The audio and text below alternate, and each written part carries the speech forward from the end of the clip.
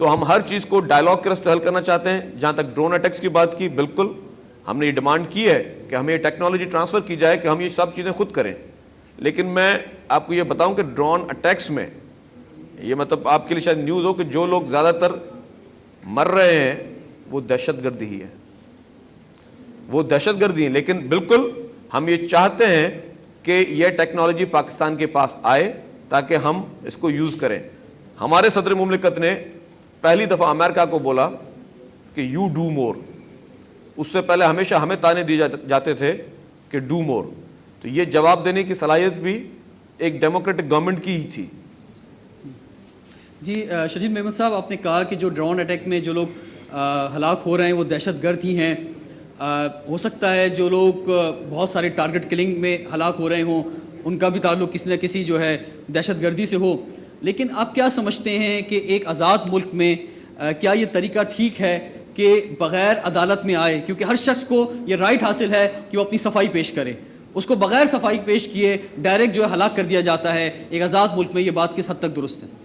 دیکھیں میں آپ کو اس کا مثال اس طرح دوں گا کہ جب سوات کا آپریشن ہوا, سوات میں پوزیشن یہ تھی کہ طالبان آ چکے تھے اور اسلام آباد سے 100 کلومیٹر دور تک ان کا پورا نیٹ ورک پھیل چکا تھا.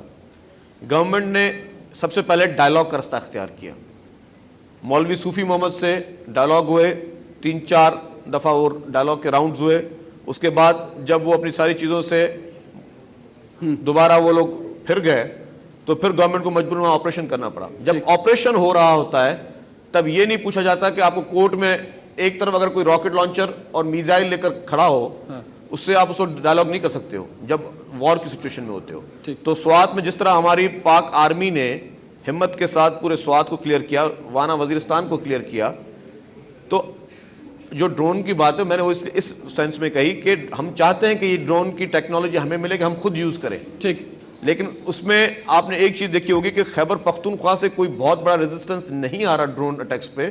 اس کی وجہ یہی ہے کہ وہ خود سمجھتے ہیں کہ ایک چیز سے اگر جو لوگ افغان بارڈر پر وہاں سے ٹرانسفر ہو کے یہاں آ رہے ہیں دہشت گردی کر رہے ہیں اور وہ لوگ اگر ڈرون اٹیکس میں مر رہے ہیں تو لوگوں کو اتنا زیادہ وہاں پر ریزسٹنس نہیں ہے اس میں. ٹھیک جی, آگے بڑھتے ہیں, کیا کہنا چاہیں گے؟ سب سے پہلے تو وزیر صاحب کو ایک مشورہ کہ ضیاء الحق حاضر سروس فوجی تھا تو براہ کرم اسے شہید کہا جائے مرحوم کے بجائے. دوسری بات کیا کرے, شہید کہا جائے مرحوم کے بجائے. دوسری بات میں 2 سوال ضرور یہاں کرنا چاہوں گا. ضیاء الحق کو گزرے 13 سال گزر گئے, کیا کراچی میں آج بھی اسلحہ ضیاء الحق پہنچاتا ہے؟ اور ساتھ ہی ساتھ دوسرا سوال یہ میں کرنا چاہوں گا, یہ بات بہت عام کہی جاتی ہے کہ بدترین جمہوریت آمریت سے بہتر ہے, کیسے؟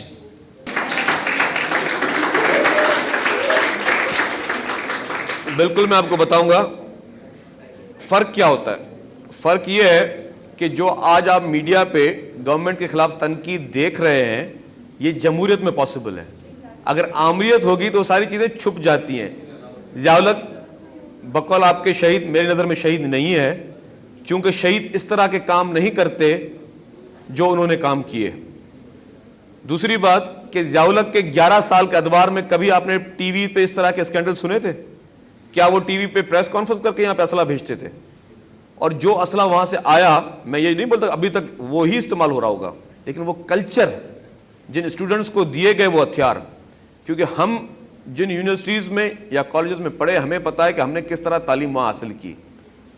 میں خود سول انجینئر ہوں, میں نے 4 سال کی ڈگری 6 سال میں حاصل کی, کیونکہ ہماری یونیورسٹیز کھلتی نہیں تھی, ہمارے اسٹوڈنٹس کو آپس میں لڑوایا جاتا تھا, اور جس طرح کی پالیسیز وہاں پہ چلتی تھیں اس کو میں اس وقت بتا بھی نہیں سکتا, ان چیزوں کا بیان بھی نہیں کر سکتا.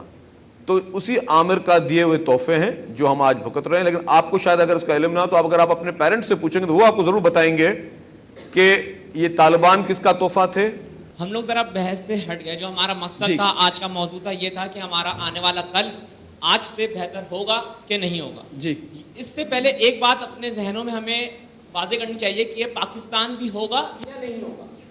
بات صرف اتنی ہے, آج کل کے جو نوجوان ہیں, اور میں پوری پاکستانی قوم سے یہ التجا کرتا ہوں کہ آپ لوگ صرف یہ دعا کر لیں کہ پاکستان باقی رہے, کیونکہ پاکستان ہوگا تو یہ سارے ٹاپک اور جتنی بھی چیزیں یہ سب सब कुछ होगा।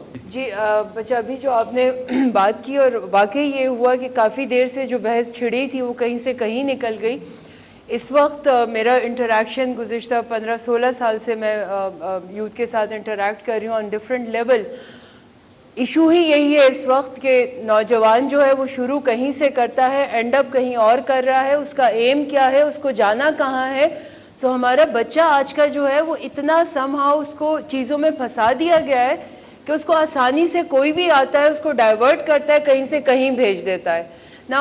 जब तक कि हमारी यूथ जो कि ज़ाहिर है हमारी सारी उम्मीदें इस वक्त हमारी यूथ के लिए, हम उसी की तरफ देख रहे हैं।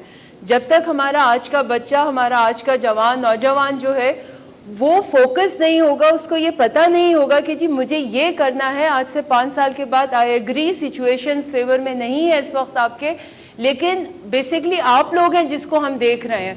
और वो फ्रैंकलिन रूजवेल्ट की मैं एक चीज़ कोट करना चाहूँगा, उन्होंने कहा कि we can never build future for our good future for our youth, but we can always build our youth for future. Now this is our approach right now and we are focusing on it. हम इस वक्त हम as a youth, अब बहुत सारे eras आप ले आए, आपके अंदर इतनी तलखी आ चुकी है इस वक्त तक कि थोड़ी सी कोई चीज़ होती है वो नेगेटिविटी जो आज से आपके साथ वो नहीं हुआ, आपके अम्मी अब्बू के साथ हुआ, हमारे साथ हुआ। Being student we have suffered a lot. हमने वो मेमन साहब ने जो बात की, we have suffered that time कि जिस वक्त किताबें नहीं थी, असला पकड़ा दिया गया था और क्या क्या यूनिवर्सिटीज़ में होता था। लेकिन आपकी अप्रोच, वो तलखियाँ, आपकी कामयाब, जब आप कहते हैं ना कि जी हम क्या कर सकते हैं, आप being youth this is your responsibility and this is what we expect from you कि वो जो नेगेटिविटी है उसको पीछे रख के पॉजिटिविटी आनी चाहिए आपके अंदर, ताकि मैं या और कोई आता है जो अपने नज़रियात, अपनी चीज़ों के साथ आपको आपके एम से डाइवर्ट नहीं करे। And this is what we expect. और मेरा ख्याल है 14 अगस्त के हवाले से इस चीज़ पर भी आप फोकस करें। आपको इनको पहले जी प्लीज। पहले तो मैं 4 बातें कहना चाहूँगी, आपके सवाल का जवाब दूंगी जो आपने पूछा कि कौन रिस्पॉन्सिबल है, कौन ब्लेम कर सकते हैं, अवाम या leaders. I would say Awam, because मैं सॉरी अगर मेरे थोड़े सेंटिमेंट्स दूसरों को हर्ट करें, लेकिन मैं बहुत स्ट्रेट फॉरवर्ड हूँ, मैं बोलूँगी। जो हमारे मोहतरम ने स्पीच दी थी, डिबेट दी थी, उन्होंने कहा जो उरूज पे थे उनका जवाल हो गया। तो I really want to know कि आप मतलब ब्रिटेन की तरफ आपकी इतनी हेट्रेड क्यों? आई मीन किसी और के जवाल से पाकिस्तान खुश होता है? आई मीन आप ये दिखाना चाह रहे हैं कि हमारी इंसानियत एक, चलो सही है हर जगह राइट्स होते हैं, यहाँ कराची में हम उनसे भी ज़्यादा होते हैं, ठीक है, वहाँ पे हो गए, उनका हमें उनके लिए महसूस करना चाहिए कि उनके साथ अच्छा नहीं हो रहा। आप उसके बजाय बोल रहे हैं जिनका उरूज था उनका जवाल हो गया। हमसे ज़्यादा जवाल में तो कोई हो ही नहीं सकता ना। दूसरी बात, ज़ियाउल हक की अगर हम बात कर रहे हैं या हम लोग लीडर्स की बात कर रहे हैं कि हमारे लीडर्स ने मीडिया में ये हो रहा है या लीडर्स ने कुछ नहीं किया, कोलिजन ऑफ गवर्नमेंट हुई है to begin with, PPP, ANP, MQM सब साथ में कोलिजन की गवर्नमेंट है। What could be better than that? ठीक है। उसके अलावा हमारी जो मिलिट्री है, ठीक है, दोनों हमारे गवर्नमेंट्स का अलग अलग सेटअप होता है, पॉलिटिकल सिस्टम डिफरेंट होता है, लेकिन किसी को हमें एक कोई पूरी चीज़ को एनालाइज करना चाहिए कि मिलिट्री ने कैसे गवर्न किया और हमारी डेमोक्रेसी ने कैसे गवर्न। आपको कल से उम्मीद है, कल पाकिस्तान का रोशन है, बेहतर है? अगर हमारी आवाम की मेंटालिटी में थोड़ा डिफरेंस आएगा तो ऑब्वियसली आएगा, क्योंकि हेट्रेड खत्म करने से ही आप आगे कुछ अचीव कर सकते हैं ना। जी जी। मुझे कहना था कि मेरे ख्याल से कोई बेटरमेंट नहीं हो सकती जब तक हमारी सोच का कोई हल हो। हम सबकी सोच में खराबी है और ये बहुत यंग एज से शुरू होती है, और जो फोकस होती है यंग एज में स्कूलों में, मेरा ख्याल है कि हमें टॉलरेंस और पेशेंस और हेट्रेड को हमें गायब करना है। हमें टॉलरेंस क्या कहते हैं, हमारे सिलेबस में कैरेक्टर बिल्डिंग भी नहीं है। अगर कैरेक्टर बिल्डिंग की बात की जाए तो उसमें सब चीजें इंक्लूड और बहुत यंग एज से हमें ये टॉलरेंस को बढ़ाना है। ठीक। और यही मुझे अच्छा, मैं एग्जाम्पल आपको देना चाहूंगा कि हम पिछले कई सालों से यूथ अफेयर डिपार्टमेंट जो गवर्नमेंट ऑफ सिंध का भी है और फेडरल का तो अब ख़त्म हो चुका है, क्योंकि यूथ मिनिस्ट्रीज़ और बहुत सी मिनिस्ट्रीज़ 18वीं तरमीम के बाद जो हैं वो प्रोविंसेस को दे दी गई हैं। तो उसमें यूथ मिनिस्ट्री भी एक ऐसी है कि जो फेडरल से फिनिश होकर जो है वो अब प्रोविंसेस को दे दी गई है।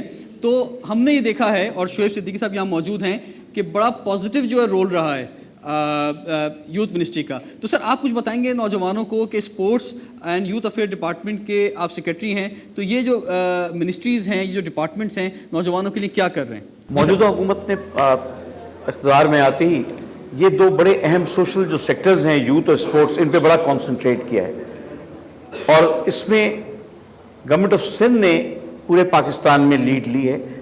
स्पोर्ट्स में और यूथ अफेयर्स में जो हुकूमत सिंध के तहत काम हुए हैं वो बड़े मिसाली भी हैं और ख़ासे ऐसे काम हैं जो पहली दफ़ा हुए हैं।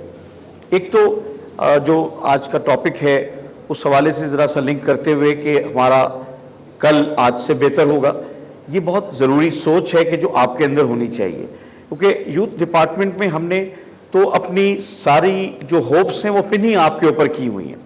जो गवर्नमेंट की पॉलिसी का फोकस है वो है यही कि हमारा नौजवान कैसे अपने आप को आगे बढ़ाता है और एक बेहतर सोच से आगे बढ़ता है। अब ये सोशल साइंस की जो स्टूडेंट हैं इन्होंने बड़े अच्छे लफ्ज़ इस्तेमाल किए, टॉलरेंस का लफ्ज़ इस्तेमाल किया, कैरेक्टर बिल्डिंग की बात की, डेवलपमेंट की बात की, और ये प्रेजेंट गवर्नमेंट ने इस डिपार्टमेंट के ज़रिए बड़ा फोकस किया है। मैं आपको बताऊं कि चीज़ें तो होती रहती हैं, लेकिन हमने कोशिश ये की है कि चीज़ों के साथ थीम्स को ऐड करें, थॉट्स को ऐड करें, ताकि एक मैसेज जाए, क्योंकि आप सब ह्यूमन बीइंग्स हैं, ह्यूमन माइंड्स हैं आपके, और जिस तरह डॉक्टर फौजिया ने कहा कि वो माइंड्स हैं जो आज पहले से ज़्यादा अवेयर हैं, ज़्यादा इन्फॉर्म्ड हैं और ज़्यादा ओपन हैं और ज़्यादा क्रिटिकल भी हैं एट द सेम टाइम। हमने जैसे सिंध गेम्स होते हैं, गेम्स वैसे भी हो जाएं जी, लेकिन हमने कहा नहीं, इसके अंदर एक थीम डालो हर दफ़ा सिंध गेम्स के अंदर। एक दफ़ा थीम डाली हमने टॉलरेंस की, एक दफ़ा स्पोर्ट्स प्रमोट हेल्दी सोसाइटीज़, और इसी तरीके से sports breed competition, sports bring happiness, they develop understanding, जिसकी हमारे अंदर बहुत कमी भी पाई जाती है। इसी तरह यूथ के साथ हमने कैप्शंस अडॉप्ट किए, youth is our future, youth is our asset, youth is our live wire, just to pass on the message, to make the youth realise. और जहां हमें मौका मिलता है और यूथ से बात करने का मौका मिलता है तो गवर्नमेंट की तरफ से हम उन्हें यही कहते हैं कि हमारी कोशिश है कि आप अपने आप को वीआईपी समझें, वेरी इंपॉर्टेंट पर्सन समझें। और लेकिन वीआईपी कल्चर लेकर हाँ, देखिए ना, अब हमारी सोच में, जैसे मिनिस्टर साहब ने भी कहा कि हमारी प्रॉब्लम ये हो गई है कि हम मतलब दूसरी तरफ चले जाते हैं। हर अंधेरे में से रोशनी की किरण है। अंग्रेजी की सेइंग है कि there is always a silver lining in dark clouds, तो why don't we see it silver lining? चाहे आप मुस्लिम्स हैं, चाहे किसी भी मजहब से ताल्लुक है, और इस्लाम खास तौर पर वो तो बड़ी मस्बत और पॉजिटिव एटीट्यूड के ऊपर और टॉलरेंस के ऊपर, बर्दाश्त को करता है बिल्ड। तो यूथ डिपार्टमेंट के जरिए हमने कोशिश ये की है कि आपको ये एहसास दिलाएं कि नौजवान जब तक अपने आप को इम्पोर्टेंट नहीं समझेंगे, उनके अंदर वो एहसास पैदा नहीं होगा कि उनसे मुआशरे की, हुकूमतों की और लोगों की तवक्कात हैं। सर मैं यहाँ पे आपको रोकूंगा, टाइम एक ब्रेक का हो गया है, और ब्रेक के बाद एक सवाल मेरा ज़रूर होगा कि जो हमारा कल आज से बेहतर होगा, इसके लिए प्रैक्टिकली तौर पे यूथ अफेयर डिपार्टमेंट क्या कर रहा है? Stay tuned with us.